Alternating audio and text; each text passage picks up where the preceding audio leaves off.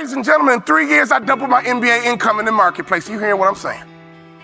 And I've never had a real job, but I got a mindset. Lesson number 1. For you to get to that next level, here's what you need: information. You need to get information. No offense, I don't even watch TV.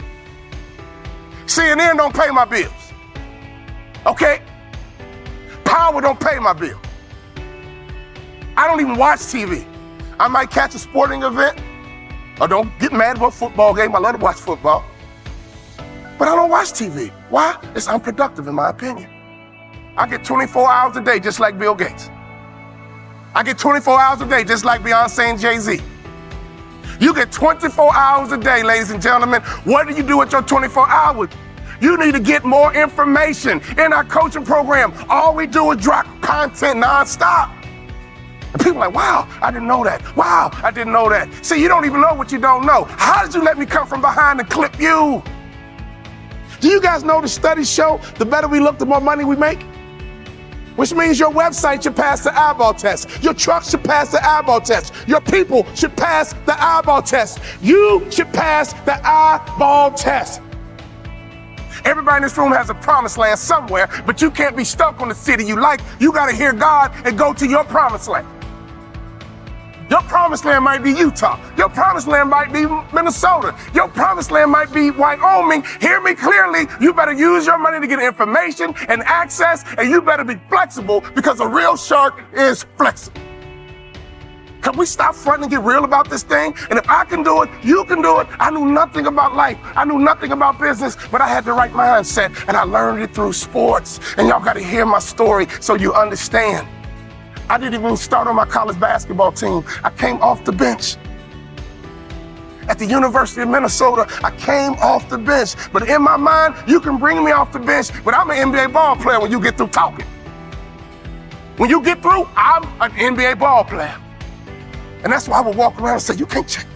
You can't check me. You can't check me. If I was you, I would walk around every day and say, I'm a millionaire. I'm a millionaire. I declare it right now. I'm worth millions. I'm worth millions. I will receive my salary right now, but I won't accept it as my value.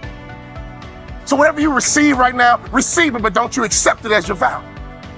Because there's more out here for you if you change your mindset.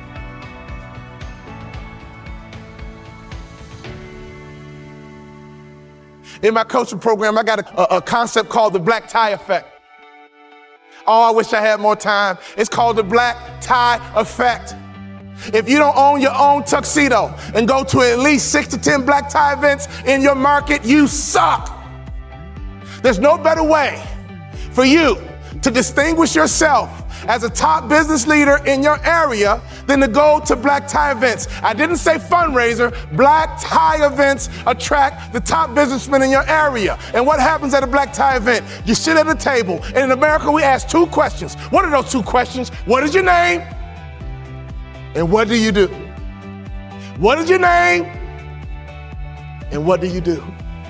What would happen in your local marketplace? You became known as a philanthropist. What would happen in your local marketplace? You were known as being charitable. What would happen in your local marketplace if all the other business owners who are highly successful not only know your company, but they know you personally? Can I ask you a question? How many black tie events do you go to?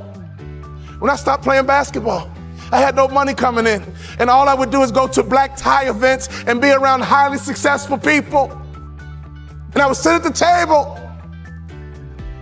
They would ask me my name. And the second question, I was waiting for it. But what do you do? Well, I'm a former NBA player, but now I'm a motivational speaker. And at those black tie events, you know, they attract not only successful business people, they attract the good guys too. See, snake business guys who only care about money, they don't go to black tie events. People who go to black tie events care about their community. People who go to black tie events make a difference in their community. Let me tell you something. I noticed right away at the black tie events, these were the successful people that I wanted to know. And I began to build leverage. I began to build a brand by building relationships with the top business people in my community because I was willing to go to black tie events. There's nothing more important you can do, business owner, than to buy you a tuxedo and go to black tie events, because everybody in the building is going to ask you your name and they're going to ask you what you do. What would happen if your company became endeared to some charity in your community? Ladies, what better way is it to build the culture? Some of you wives, why don't you drive this? He's busy trying to make money. You drive the charity. You find the organization and you make sure that your company is synonymous with some philanthropic area in the community. There's nothing better than changing a life. There's nothing better than blessing somebody who's less fortunate. I made a commitment of lifting the spirit of people who were trying to get to that next level. Start your business with charity. There's no better methodology than that. Never forget this. All great brands are built on passion. So before you build your brand, it's not about the color. It's not about the font. All great brands are built on passion. So can I ask you a question? What are you passionate about? See, if you're not passionate about anything, your marketing is going to be ho-hum as well. Does that make sense? You can't build a great brand without passion. Let's take a look at Nike. Phil Knight built Nike and the brand out of passion.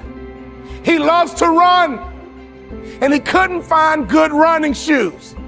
So he said, well, I'll just start a company and make some myself, because a good runner needs to have good shoes.